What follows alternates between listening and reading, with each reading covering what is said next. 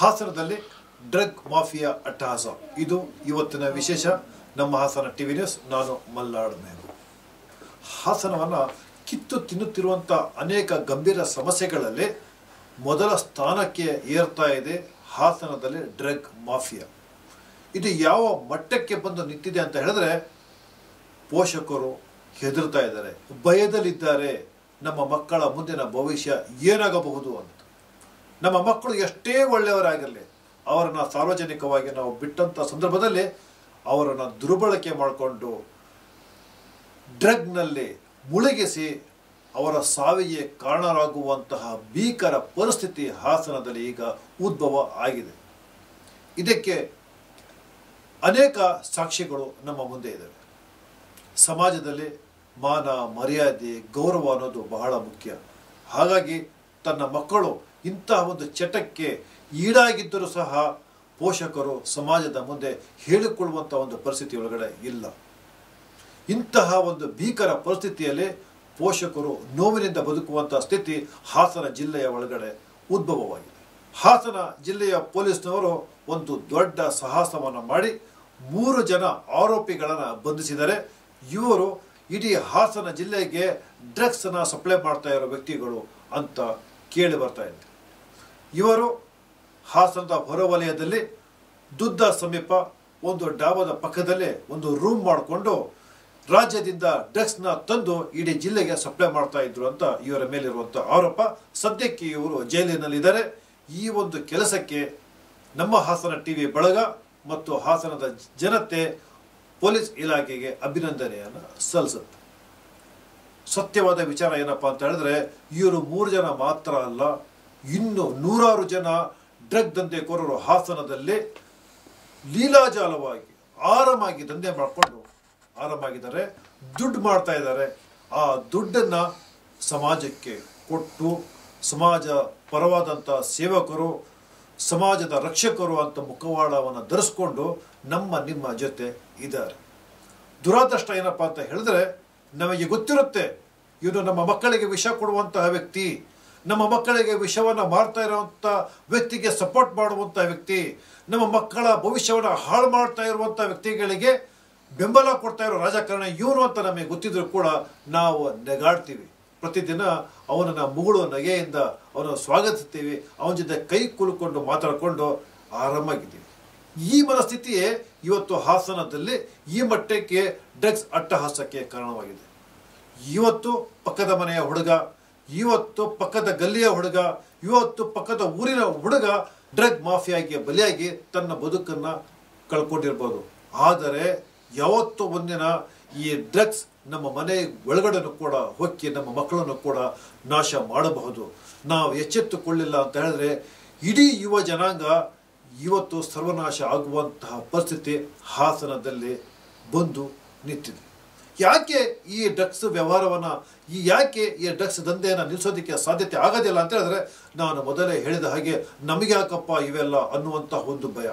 ಈ ಡ್ರಗ್ ಮಾಫಿಯಾದವರು ಇಂತಹ ಭಯವನ್ನು ಹಾಸನದಲ್ಲಿ ಈಗಾಗಲೇ ಸೃಷ್ಟಿ ಮಾಡಿದ್ದಾರೆ. ಅದ್ರ ಬಗ್ಗೆ ಮಾತನಾಡಿದ್ರೆ ಏನೋ ಮಾಡ್ಬಿಡ್ತಾರಪ್ಪ ಅಂತ. ಆದರೆ ಒಂದಂತೂ ಸತ್ಯ, ಒಗ್ಗಟ್ಟಾಗಿ ಎಲ್ಲರೂ ಕೂಡ ಮಾತನಾಡೋದಕ್ಕೆ ಪ್ರಾರಂಭ ಮಾಡಿದರೆ ಹಾಸನದಿಂದ ಈ ಡ್ರಗ್ ದಂಧೆಕೋರರು ಓಡೋಗ್ತಾರೆ, ಹಾಸನ ಉಳ್ಕೊಳ್ಳುತ್ತೆ. ಹಾಸನ ಜಿಲ್ಲೆಯಲ್ಲಿ ಡ್ರಗ್ ಮಾಫಿಯಾದ ವಿರುದ್ಧ ಜನಾಂದೋಲನದ ಅಗತ್ಯತೆ ಇದೆ. ಅದಕ್ಕಾಗಿ ನಮ್ಮ ಹಾಸನ ಟಿವಿ ಇವತ್ತು ವಿಶೇಷ ಕಾರ್ಯಕ್ರಮವನ್ನು ಮಾಡೋದ್ರ ಮೂಲಕ ನಿಮ್ಮಲ್ಲಿ ಮನವಿ ಮಾಡಿಕೊಳ್ಳೋದು ಇಷ್ಟೇನೆ.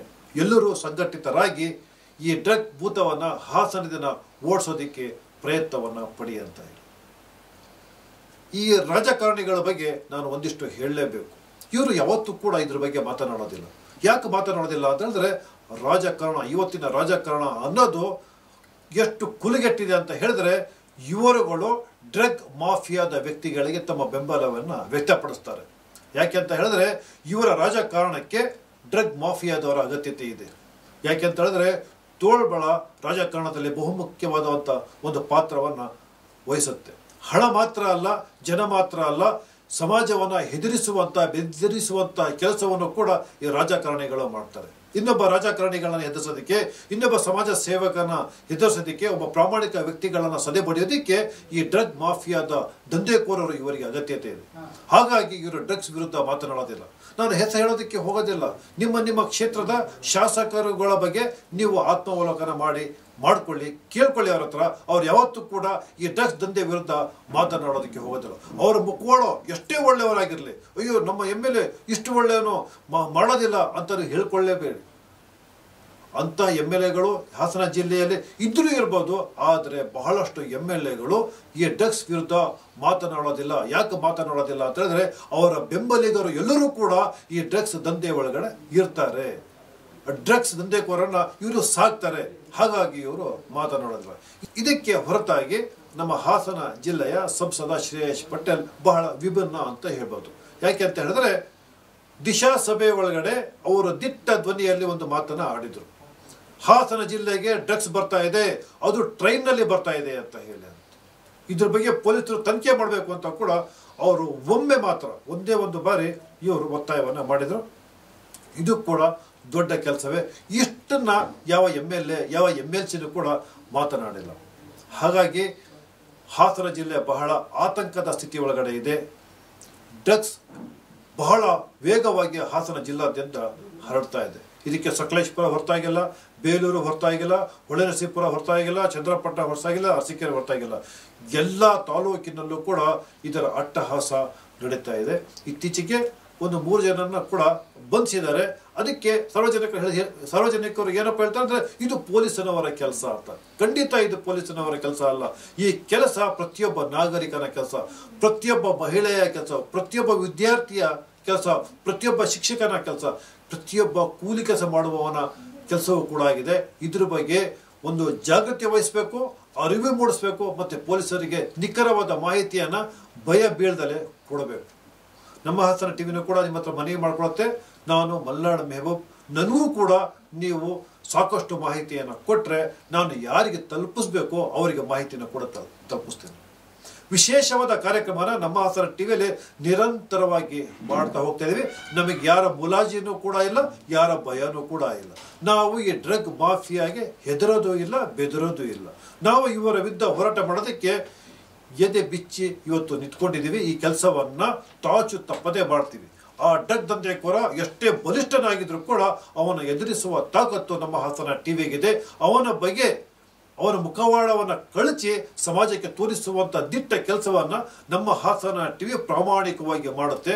ಅಂತವರನ್ನ ಜೈಲಿಗೆ ಅಟ್ಟುವಂತಹ ಏನಾದ್ರೂ ಸಮಯ ಬಂದ್ರೆ ಇಂತಹ ಒಂದು ಕೆಲಸಕ್ಕೆ ನಮ್ಮ ಹಾಸನ ಟಿವಿ ಸಜ್ಜಾಗಿರುತ್ತೆ ಅಂತ ಹೇಳ್ತಾ ಇವತ್ತು ಒಂದಿಷ್ಟು ಜನರಿಗೆ, ನಮ್ಮ ಹಾಸನ ಜಿಲ್ಲೆಯ ಒಂದಿಷ್ಟು ಜನರಿಗೆ ಮಾತನಾಡಿಸೋಣ, ಅವರ ಅಭಿಪ್ರಾಯಗಳನ್ನು ಕೂಡ ಪಡೆಯೋಣ. ಈಗ ನಮ್ಮ ಜೊತೆ ಇದ್ದಾರೆ ಹಾಸನದ ಪ್ರಮುಖ ಹೋರಾಟಗಾರರು ಧರ್ಮೇಶ್ ಅವರು. ಸರ್, ನಿಮಗೆ ನಮ್ಮ ಹಾಸನ ಟಿವಿಗೆ ಸ್ವಾಗತ ಸರ್. ನಮಸ್ಕಾರ ಸರ್. ಈಗ ನಿಮಗೆ ನಿಮ್ಮ ಗಮನಕ್ಕೆ ಬಂದಿರೋ ರೀತಿ ಹಾಸನದಲ್ಲಿ ಈ ಡ್ರಗ್ ಮಾಫಿಯಾ ಅನ್ನೋದು ಬಹಳ ಮಿತಿ ಮೀರುವಾಗಿದೆ. ಮೊನ್ನೆ ಅಷ್ಟೇ 3 ಜನನ ಪೊಲೀಸರು ಹಿಡಿದು ಈಗಾಗಲೇ ಜೈಲಿಗೆ ಹಾಕಿದ್ದಾರೆ. ಅವರ ಹತ್ರ ಗಾಂಜಾ ಸೇರಿದಂತೆ ಪ್ರಮುಖ ರಾಸಾಯನಿಕ ಡ್ರಗ್ಸ್ ನ ವಶವನ್ನು ಕೂಡ ಮಾಡ್ಕೊಂಡಿದ್ದಾರೆ. ಸರ್, ಇದನ್ನ ತಡೆಗಟ್ಟೋದಿಕ್ಕೆ ನಿಮ್ಮ ಸಲಹೆ ಏನು ಸರ್? ಇದು ಡ್ರಗ್ ದಂಧೆ ಅನ್ನೋದು ಇದೊಂದು ಅಂತಾರಾಷ್ಟ್ರೀಯ ಮಟ್ಟದ ದಂಧೆ. ಅದು ಬರೀ ನಾವು ಹಾಸನದಲ್ಲಿ ಅದನ್ನ ನಿಯಂತ್ರಣ ಮಾಡಲಿಕ್ಕೆ ಮುಖ್ಯವಾಗಿ ಪೊಲೀಸ್ ಇಲಾಖೆ ತುಂಬಾನೇ ಸಕ್ರಿಯವಾಗಿ ಕೆಲಸ ಮಾಡಬೇಕು. ಪೊಲೀಸ್ ಇಲಾಖೆ ತುಂಬಾ ಸಕ್ರಿಯ ಕೆಲಸ ಮಾಡಬೇಕು, ಗಸ್ತಿರ್ಬೇಕು. ಮತ್ತೆ ಪೊಲೀಸ್ ಇಲಾಖೆ ಗೊತ್ತಿರುತ್ತೆ ಪೆಡ್ಲರ್ಸ್ ಯಾರಿರ್ತಾರೆ, ಏನು ಸಪ್ಲೈ ಆಗುತ್ತೆ ಅನ್ನೋದು ಗೊತ್ತಿರುತ್ತೆ. ಅದನ್ನ ಅವರು ಕೀನ್ ಆಗಿ ಅಬ್ಸರ್ವ್ ಮಾಡಿ ವಾಚ್ ಮಾಡಿ ಅದನ್ನ ಸ್ಟಾಪ್ ಮಾಡಬೇಕು. ಬಟ್ ಆದಷ್ಟಿದ್ರೆ ಸಾಧ್ಯ ಆಗೋದಿಲ್ಲ. ಯಾಕೆಂದ್ರೆ ಇದೊಂದು ದೊಡ್ಡ ಅಂತಾರಾಷ್ಟ್ರೀಯ ಇದು ನಡೆಯೋದ್ರಿಂದ ಅದು ಸಪ್ಲೈ ಆಗ್ತಲೇ ಇರುತ್ತೆ. ಅದು ಬೇರೆ ರೂಪ ಸಪ್ಲೈ ಆಗುತ್ತೆ. ಅದನ್ನ ತಡೆಯೋದಕ್ಕೆ ಬಹಳ ತರದ ಒಂದು ಇದು ಕಾರ್ಯಾಚರಣೆ ಬೇಕಾಗುತ್ತೆ. ಸೊ ಅದಕ್ಕೆ ಪೊಲೀಸ್ ಇಲಾಖೆಗೆ ಸರ್ಕಾರ ಸಂಪೂರ್ಣ ಸಹಕಾರ ಕೊಡಬೇಕಾಗುತ್ತೆ. ಅದೇನ್ ಮಾಡ್ತೀರಿ, ಈಗ ಸರ್ಕಾರ ನಡೆಸ್ತಕ್ಕಂಥವ್ರು ಸಪೋರ್ಟ್ ಇರ್ತಾರೆ. ಉದಾಹರಣೆಗೆ ಈಗ ಅಂಬಾನಿಯ ಅದಾನಿಯ ಇದಕ್ಕೇನೆ ಹಾರ್ಬರ್ಗೆನೆ ಅಲ್ಲೇನೆ ಸಾವಿರಾರು ಕೆಜಿ ಇದು ಸಪ್ಲೈ ಆಗುತ್ತೆ ಅಂದ್ರೆ ಆ ತರದ್ದು ಇವತ್ತು ಕಾರ್ಪೊರೇಟ್ ಕಂಪನಿಗಳೇ ಇಂಡೈರೆಕ್ಟ್ ನಡೀತಿರೋ ಅಂತದ್ದು ನಾವು ನೋಡ್ತಾ ಇರೋ ಸಂದರ್ಭದಲ್ಲಿ ಇದು ಬಹಳ ಗಂಭೀರವಾಗಿರ್ತಕ್ಕಂಥ ಸಮಸ್ಯೆ. ಬರೀ ಪೊಲೀಸ್ ಒಂದನೇ ಆಗುತ್ತೆ ಆಗ್ಬೇಕು, ಪೊಲೀಸೇ ಮಾಡಬೇಕು ಅನ್ನೋದು ಕೂಡ ಕಷ್ಟ. ಸರ್ಕಾರ ಅದಕ್ಕೊಂದು ಗಂಭೀರವಾಗಿರ್ತಕ್ಕಂಥ ಪ್ರಯತ್ನ. ಇಲ್ಲಿ ಏನಾಗಿದೆ, ನೇರವಾಗಿ ಹಾಳಾಗ್ತಾ ಇರೋದು ಯುವಜನರು, ಪೂರ್ತಿ ದಾಸರಾಗುವಂಥದ್ದು. ಅದನ್ನ ಎಲ್ಲ ಡ್ರಗ್ ಪೆಡ್ಲರ್ಗಳು ಕೂಡ ಒಂದು ರೀತಿಯಲ್ಲಿ ಯುವಜನರನ್ನ ಅಟ್ರಾಕ್ಟ್ ಮಾಡಿ ಡ್ರಗ್ನ ಸಪ್ಲೈ ಮಾಡುವಂಥ, ಮತ್ತೆ high level high profile society ಅಂತ ನಾವೇನಿದೆಯಲ್ಲ, ಈ ದೊಡ್ಡ ದೊಡ್ಡ ಸಿನಿಮಾ ಸ್ಟಾರ್ಸ್ಗಳು, ಸೆಲೆಬ್ರಿಟೀಸ್ಗಳು, ಅಲ್ಲಿ ಡ್ರಗ್ಸ್ ವ್ಯಾಪಾರ ನಡೆಯೋದು, ಮತ್ತೆ ಅದನ್ನ ರೇವ್ ಪಾರ್ಟಿಗಳು ಅರೇಂಜ್ ಮಾಡೋದು, ಅಲ್ಲಿ ಡ್ರಗ್ಸ್ ಪೆಡ್ಲರ್ಸ್ಗಳಿಗೆ ಲಿಂಕ್ ಕೊಡೋದು, ಇದು ದೊಡ್ಡದಲ್ಲಿ ಇರುತ್ತೆ. ಯಾರೋ ಸಣ್ಣ ಪುಟ್ಟರನ್ನ ಪೊಲೀಸ್ ಹಿಡ್ಕೊತಾರೆ ಅಷ್ಟೇ. ಇಲ್ಲಿ ಯಾರೋ ಒಂದು ಸಣ್ಣ ಸ್ಲಮ್ ಇರೋವಂಥ ಹಿಡ್ಕೊಳ್ತಾರೆ. ಆದರೆ ದೊಡ್ಡ ದೊಡ್ಡ ಲೆವೆಲ್ ನಡೀತಕ್ಕಂಥ ಡ್ರಗ್ಸ್ ಸಪ್ಲೈಗಳು, ದೊಡ್ಡ ದೊಡ್ಡ ಪಾರ್ಟಿಗಳು ನಡೆಯುವಂಥ ಡ್ರಗ್ ವ್ಯಾಪಾರಗಳನ್ನ ಪೊಲೀಸ್ನವರು ಮುಖ್ಯವಾಗಿ ಬಂಧಿಸಬೇಕಾಗುತ್ತೆ. ಅದಕ್ಕೆ ಪೂರಕವಾಗಿ ಸರ್ಕಾರ ಅದಕ್ಕೆ ಗಂಭೀರವಾದ ಪ್ರಯತ್ನಗಳನ್ನ ಮಾಡಬೇಕಾಗುತ್ತೆ. ಇದು ನಾನು ಹೇಳೋದು. ಆದರೆ ವಾಸ್ತವ ಏನಂತಂದ್ರೆ ಇದೆಲ್ಲ ಕೂಡ ಒಂದಕ್ಕೊಂದು ಸಂಬಂಧ ಇರೋದು. ಅಂತಾರಾಷ್ಟ್ರೀಯ ಕಳ್ಳ ಸಾಗಾಣಿಕೆದಾರರು, ಈ ಕಾರ್ಪೊರೇಟ್ಗಳು, ಈ ಪೊಲಿಟಿಷಿಯನ್ಸು, ದೊಡ್ಡ ದೊಡ್ಡ IAS IPS ಅಧಿಕಾರಿಗಳು, ದೊಡ್ಡ ದೊಡ್ಡ ಇವರು ನಡುವೆ ದೊಡ್ಡ ಸಂಬಂಧ ಇರೋದ್ರಿಂದ ಇದು ಬಹಳ ಒಂಥರ ವ್ಯವಸ್ಥಿತ ಜಾಲ ಆಗಿರೋದ್ರಿಂದ ಅಷ್ಟು ಸುಲಭವಾದ ಮಾತಲ್ಲ. ಅದಕ್ಕೆ ಆದರೆ ಜಾಗೃತಿ ಮೂಡಿಸ್ತಕ್ಕಂಥ ಕೆಲಸ ನಾವು ಬೇರೆ ಬೇರೆ ಸಂಘ ಸಂಸ್ಥೆಗಳು ಮಾಡಬೇಕಾಗುತ್ತೆ. ಡ್ರಗ್ಸ್ ವಿರುದ್ಧವಾಗಿ ಅದನ್ನು ಕೂಡ ಮಾಡಬೇಕು. ಪೊಲೀಸು ಕೂಡ ಆಕ್ಟಿವ್ ಆಗಿ ಕೆಲಸ ಮಾಡಬೇಕಾಗುತ್ತೆ. ಇಷ್ಟೇ ಸರ್ ಹಂಗ ಸರ್. ಹೌದು ಹೌದು ಹೌದು ಸರ್. ಥ್ಯಾಂಕ್ ಯು ರಮೇಶ್ ಅವರು. Thank you. Okay okay. ಈಗ ನಮ್ಮ ಜೊತೆ ಇದ್ದಾರೆ SS ಪಾಷಾ ಅವರು. SS ಪಾಷಾ ಅವ್ರ ಬಗ್ಗೆ ನಾನೇನು ಪರಿಚಯ ಮಾಡಿಕೊಡ್ಬೇಕು ಅಂತ ಏನೂ ಇಲ್ಲ. ಸಾಕ್ಷರತೆ ಆಂದೋಲನದಿಂದ ಹಿಡಿದು ಇಲ್ಲಿಯವರೆಗೆ ಅವರು ದಿನನಿತ್ಯ ಸಮಾಜ ಸೇವೆಯಲ್ಲೇ ಇರುವಂತಹ ವ್ಯಕ್ತಿಯಾಗಿದ್ದಾರೆ. ಇವತ್ತು ಅವರು ನಮ್ಮ ಹಾಸನ ಟಿವಿ ಲೈನ್ನಲ್ಲಿದ್ದಾರೆ. ಸರ್, ನಿಮಗೆ ನಮ್ಮ ಹಾಸನ ಟಿವಿಗೆ ಸ್ವಾಗತ ಸರ್. ನಮಸ್ಕಾರ ನಮಸ್ಕಾರ ನಮಸ್ಕಾರ ಸರ್. ಮುಖ್ಯವಾಗಿ ನಮ್ಮ ಹಾಸನ ಟಿವಿ ಒಂದು ಆಂದೋಲನ ಮಾಡೋದಕ್ಕೆ ಇವತ್ತು ಮುಂದಾಗಿದೆ. ಹಾಸನ ಒಂದು ಭೀಕರ ಮತ್ತು ಭಯಾನಕವಾದಂತ ಒಂದು ಸ್ಥಿತಿಯ ಒಳಗಡೆ ಇದೆ. ಅದು ಕಣ್ಣಿಗೆ ಕಾಣಿಸ್ತಾ ಇಲ್ಲ. ಅದು ಎಷ್ಟು ಭೀಕರತೆ ಇದೆ ಅಂತ ಹೇಳಿದ್ರೆ ಅದು ನಮಗೆ ಕಣ್ಣಿಗೆ ಕಾಣಿಸ್ತಾ ಇಲ್ಲ. ಈ ರೀತಿ ಇರುವಂತಹ ಸಮಸ್ಯೆ, ಇದನ್ನ ಡ್ರಗ್ ಮಾಫಿಯಾ ಅಂತ ಹೇಳ್ತಾರೆ. ಬಹಳಷ್ಟು ಯುವಕರು ಇದಕ್ಕೆ ಬಲಿಯಾಗಿದ್ದಾರೆ, ಸತ್ತು ಕೂಡ ಹೋಗಿದ್ದಾರೆ. ಇಂಥ ಒಂದು ಸ್ಥಿತಿ ಒಳಗಡೆ ಇದೆ. ಸರ್, ಇದನ್ನ ಹಿಮ್ಮೆಟ್ಟಿಸೋದಿಕ್ಕೆ ನೀವು ಯಾವ ರೀತಿಯ ಸಲಹೆಯನ್ನ ಕೊಡ್ತೀರಾ ಸರ್? ಇದು ಮಾದಕ ವಸ್ತುಗಳ ಪ್ರಭಾವ ಸಮಾಜದ ಮೇಲೆ ಇತ್ತೀಚಿನ ಹೊಸದಲ್ಲ. ಇದು ಬಹಳ ವರ್ಷಗಳಿಂದ ಇದಿದೆ. ಆದರೆ ಇತ್ತೀಚಿನ ದಿನಗಳಲ್ಲಿ ಇದರ ಪ್ರಭಾವ ಬಹಳ ನೇರವಾಗಿ ಯುವ ಪೀಳಿಗೆ ಮೇಲೆ ಮತ್ತೆ ಸಣ್ಣ ಮಕ್ಕಳ ಮೇಲೂ ಸಹ ಪ್ರಭಾವ ಬೀರ್ತಾ ಇರೋದು ಒಂದು ದುರದೃಷ್ಟಕರ. ಮತ್ತೆ ಇದನ್ನ ನಾವು ತಡೆಯೋದಕ್ಕೆ ಒಬ್ಬರಿಂದ ಅಥವಾ ಒಂದು ಸಂಘ ಸಂಸ್ಥೆಯಿಂದ ಆಗಲ್ಲ. ಸಾರ್ವಜನಿಕರು ಇದರಲ್ಲಿ ಪಾಲ್ಗೊಂಡು ಒಂದು ಆಂದೋಲನದ ರೀತಿಯಲ್ಲಿ, ಬರೀ ಸರ್ಕಾರ ಒಂದೇ ಇದನ್ನ ತಡೆಯೋದಕ್ಕೆ ಸಾಧ್ಯ ಇಲ್ಲ ಅಥವಾ ಪೊಲೀಸ್ ಇಲಾಖೆ ಮಾತ್ರ ತಡೆಯೋದಕ್ಕೆ ಸಾಧ್ಯ ಇಲ್ಲ. ಸಾರ್ವಜನಿಕರು ಎಲ್ಲರೂ ಸೇರಿ ಇದರ ವಿರುದ್ಧ ಯಾವ ತರ ಹೋರಾಟ ಮಾಡಬಹುದು ಅನ್ನುವಂಥ ಒಂದು ಚಿಂತನೆ ಮಂಥನವನ್ನು ಮಾಡಿ ಒಂದು ಜಾಗೃತಿಯನ್ನು ಮೂಡಿಸಬೇಕಾಗಿದೆ ಪೋಷಕರಲ್ಲಿ, ಯುವ ಪೀಳಿಗೆಯಲ್ಲಿ. ಅದರಿಂದ ಆಗುವ ದುಷ್ಪರಿಣಾಮಗಳ ಬಗ್ಗೆ ಜಾಗೃತಿಯನ್ನು ಮೂಡಿಸುವುದರ ಮೂಲಕ, ಜಾಥಾಗಳನ್ನು ಮಾಡುವುದರ ಮೂಲಕ, ಬೀದಿ ನಾಟಕಗಳನ್ನು ಮಾಡುವುದರ ಮೂಲಕ, ಶಾಲಾ ಕಾಲೇಜುಗಳಲ್ಲಿ ವಿಶೇಷವಾಗಿ ಯುವ ಪೀಳಿಗೆಗೆ ಇದರಿಂದ ಆಗುವಂಥ ದುಷ್ಪರಿಣಾಮಗಳು, ವಿಶೇಷವಾಗಿ ಇತ್ತೀಚಿನ ದಿನಗಳಲ್ಲಿ ಮಕ್ಕಳು ಬಹಳ ಕಡಿಮೆ. ಹಿಂದೆ 5, 6, 7 ಮಕ್ಕಳು ಇರ್ತಾ ಇದ್ರು. ಇರೋ ಒಬ್ಬೊಬ್ಬ ಮಕ್ಕಳನ್ನ ಕಳೆದುಕೊಂಡಿರುವಂತಹ ಅನೇಕ ಘಟನೆಗಳು ನಮ್ಮ ಜಿಲ್ಲೆಯಲ್ಲಿ ಇದೆ. ಹಾಗಾಗಿ ಇದನ್ನ ನಾವು ಸರಿದೂಗಿಸ್ಬೇಕಾದ್ರೆ ಇದು ಒಬ್ಬ ವ್ಯಕ್ತಿಯಿಂದ, ಒಂದು ಸಂಸ್ಥೆಯಿಂದ ಅಲ್ಲ, ಇದು ಒಂದು ಆಂದೋಲನದ ರೀತಿಯಲ್ಲಿ ಸರ್ಕಾರ ಮತ್ತು ಸಾರ್ವಜನಿಕರು ಸೇರಿ ಒಂದು ಜಾಗೃತಿ ನಿರಂತರವಾಗಿ ಒಂದು ಇಷ್ಟು ತಿಂಗಳಿಗೋಸ್ಕರ ಆದ್ರೂ ನಾವು ಮಾಡಬೇಕು. ಈ ತರ ನಿರಂತರವಾಗಿ ಪ್ರತಿ ಇದು ಗ್ರಾಮಗಳಿಗೂ ಹಬ್ಬಿದೆ ಇದು. ಆಮೇಲೆ ವಿಶೇಷವಾಗಿ ಸುಶಿಕ್ಷಿತ ಸಮಾಜ ಇದನ್ನ ಬಳಸ್ತಾ ಇರೋದು ನೋಡಿದ್ರೆ ನಮಗೆ ಇದೊಂದು ಬಹಳ ಅಪಾಯಕಾರಿ ಸೂಚನೆ ಆಗಿದೆ. ಇದರ ಬಗ್ಗೆ ಆರೋಗ್ಯ ಇಲಾಖೆ, ಪೊಲೀಸ್ ಇಲಾಖೆ, ಸಾರ್ವಜನಿಕರು, ಶಿಕ್ಷಣ ಇಲಾಖೆ ಎಲ್ಲರೂ ಸೇರಿ ಏನು ಈಗ ನಮ್ಮ ಹಾಸನ ಚಾನೆಲ್ ವತಿಯಿಂದ ಆಂದೋಲನವನ್ನ ಮಾಡ್ತಾ ಇದ್ದೀರಾ, ಇದು ನಿಮ್ಗೆ ಅಭಿನಂದನೆಯನ್ನು ಸಲ್ಲಿಸ್ತೇನೆ. ಇದರ ಜೊತೆಯಲ್ಲಿ ಒಂದು ರೋಡ್ ಮ್ಯಾಪ್ ಅನ್ನ ಹಾಕ್ಬೇಕು. ಯಾವ ತರ ಹೋಗ್ಬೇಕು, ನಾವು ಯಾವ ತರ ರೀಚ್ ಆಗ್ಬೇಕು. ಯಾಕಂದ್ರೆ ಇಷ್ಟು ಜನರನ್ನ ರೀಚ್ ಆಗ್ಬೇಕಂದ್ರೆ ಕಷ್ಟ ಇದೆ. ಒಂದು ರೋಡ್ ಮ್ಯಾಪ್ ಅನ್ನ ಹಾಕಿ ಹಂತವಾಗಿ ಯಾವ ತರ ಇದನ್ನ ನಾವು ರೀಚ್ ಮಾಡಬಹುದು. ಉದಾಹರಣೆಗೆ ಧಾರ್ಮಿಕ ಕೇಂದ್ರಗಳಲ್ಲೂ ಸಹ ಇದ್ರ ಬಗ್ಗೆ ಜಾಗೃತಿಯನ್ನು ಮೂಡಿಸ್ಬೇಕಾಗುತ್ತೆ.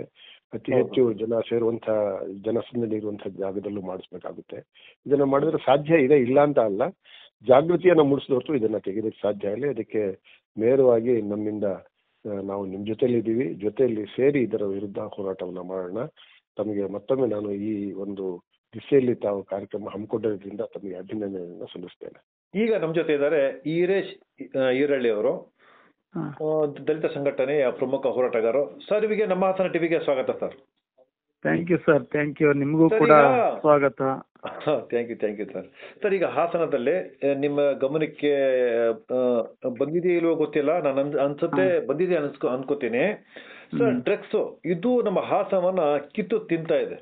ಕ್ಯಾನ್ಸರ್ಗಿಂತನೂ ಕೂಡ ಭೀಕರವಾಗಿ ಇದು ಹಾಸನವನ್ನ ಒಂದು ಸರ್ವನಾಶ ಮಾಡುವಂತ ಮಟ್ಟಕ್ಕೆ ಬೆಳೆದು ನಿಂತಿದೆ. ಇಲ್ಲಿ ಶ್ರೀಮಂತರ ಮಕ್ಕಳೇ ಟಾರ್ಗೆಟ್ ಆಗ್ತಾರೆ, ಉತ್ತಮ ಸಮಾಜ ಸೇವಕರ ಮಕ್ಕಳೇ ಟಾರ್ಗೆಟ್ ಆಗ್ತಾರೆ, ಬಡವರ ಮಕ್ಕಳೇ ಟಾರ್ಗೆಟ್ ಆಗ್ತಾರೆ. ಇವ್ರನ್ನ ಎಲ್ಲಿಯವರೆಗೆ ಅಂತ ಹೇಳಿದ್ರೆ ಅವರು ಚಿಕ್ಕ ಮಕ್ಕಳಿಗೆ ಚಾಕ್ಲೇಟ್ ಒಳಗಡೆ ಕೊಡ್ತಾರೆ, ಐಸ್ ಕ್ರೀಮ್ ಒಳಗಡೆ ಕೊಡ್ತಾರೆ. ಅಂದ್ರೆ ಇವ್ರಿಗೆ ಶಾಶ್ವತವಾದಂತ ಗಿರಾಕಿಗಳಾಗಬೇಕಲ್ಲ ಇವರಿಗೆ, ಈ ದಂಧೆಗೆ. ಈ ಮಟ್ಟಕ್ಕೆ ಇವತ್ತು ಹಾಸನದ ಒಳಗಡೆ ಡ್ರಗ್ ಮಾಫಿಯಾ ಬಂದು ನಿಂತಿದೆ. ಸರ್, ನೀವು ಒಬ್ರು ಹಿರಿಯ ಸಂಘಟಕರಾಗಿ ಇದರ ವಿರುದ್ಧ ಹೋರಾಟಕ್ಕೆ ಮತ್ತೆ ಇದನ್ನ ದಮನ ಮಾಡೋದಕ್ಕೆ ತಾವು ಏನು ಸಲಹೆ ಕೊಡ್ತೀರಾ ಸರ್? ಸರ್, ಈಗ ನಮ್ಮ ಸಲಹೆ ಅನ್ನೋದಕ್ಕಿಂತವ ಹಾಸನ ಜಿಲ್ಲೆಯಲ್ಲೂ ಕೂಡ ಒಳ್ಳೆಯ ಸ್ವಸ್ಥ ಸಮಾಜಗಳು ನಿರ್ಮಾಣ ಆಗ್ಬೇಕು ಅಂತ ಹೇಳಿದ್ರೆ ಮಕ್ಕಳು ಎಜುಕೇಶನ್ಗೆ ಹೆಚ್ಚು ಒತ್ತನ್ನು ಕೊಡಬೇಕು. ಈಗ ಏನಾಗ್ತಾ ಇದೆ, ಡ್ರಗ್ಸ್ ಮಾಫಿಯಾ ಸಾಮಾನ್ಯವಾಗಿ ಬಡವ್ರ ಮಕ್ಕಳು, ಇಂಜಿನಿಯರ್ ಮಕ್ಕಳು ಇಂಥವ್ರೆ ಹಾಳಾಗ್ತಾ ಇರೋದು. ದಯಮಾಡಿ ಅದನ್ನ ಇಲಾಖೆಯವರು ಅದನ್ನ ತನಿಖೆ ಮಾಡಿ ಅದನ್ನ ಮಟ್ಟ ಹಾಕ್ಬೇಕು. ಮಟ್ಟ ಹಾಕ್ಲಿಲ್ಲ ಅಂತ ಹೇಳಿದ್ರೆ ಏನಾಗ್ತದೆ, ಜನಸಾಮಾನ್ಯರ ಮಕ್ಕಳೆಲ್ಲ ಹಾಳಾಗೋದ್ರಲ್ಲಿ ಎರಡೇ ಮಾತಿಲ್ಲ.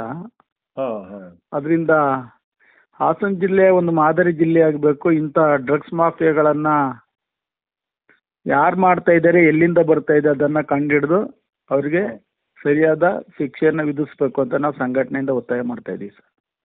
ಥ್ಯಾಂಕ್ ಯು ವೀರೇಶ್ ಅವರು. Thank you. Okay, thank you sir. ಈಗ ನಮ್ಮ ಜೊತೆ ಇದ್ದಾರೆ ಹಾಸನ ಜಿಲ್ಲಾ ವಕ್ಫ್ ಸಂಸ್ಥೆಯ ಮಾಜಿ ಅಧ್ಯಕ್ಷರಾದಂತಹ ಪರ್ವೀಜ್ ಅಹಮದ್ ಅವರು.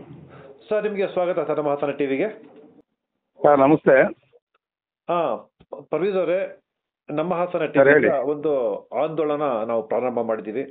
ಜನರಲ್ಲಿ ಜಾಗೃತಿ ಮೂಡಿಸುವಂತ ಕೆಲಸ. ಹಾಸನದಲ್ಲಿ ಏನು ಒಂದು ಅಮಲು ಇವತ್ತು ಮಿತಿ ಮೀರಿ ಹೋಗಿದೆ, ಅಮಲು ಮುಕ್ತ ಹಾಸನ ಆಗಬೇಕು ಅನ್ನೋದು ನಮ್ಮ ಹಾಸನ ಟಿವಿಯ ಪ್ರಮುಖ ಒಂದು ಧೋರಣೆ ಆಗಿದೆ. ಇದಕ್ಕೆ ಸಂಬಂಧಪಟ್ಟಂತೆ ನಿಮ್ಮ ಒಂದು ಅಭಿಪ್ರಾಯ ಏನು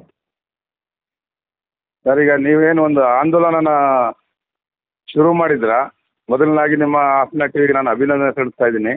ಧನ್ಯವಾದಗಳು. ಇದು ನಾವು ಇನ್ನೂ ಮುಂಚಿತವಾಗಿ ನಾವು ಎಚ್ಚೆತ್ಕೊಳ್ಬೇಕಾಗಿತ್ತು. ಏನಾಗಿದೆ, ಇದು ಈ ಯುವಕರನ್ನೆಲ್ಲ ಅವ್ರದ್ದು ಒಂದು ಕಲ್ಚರ್ ಹಾಳು ಮಾಡ್ತಾ ಇದ್ದಾರೆ.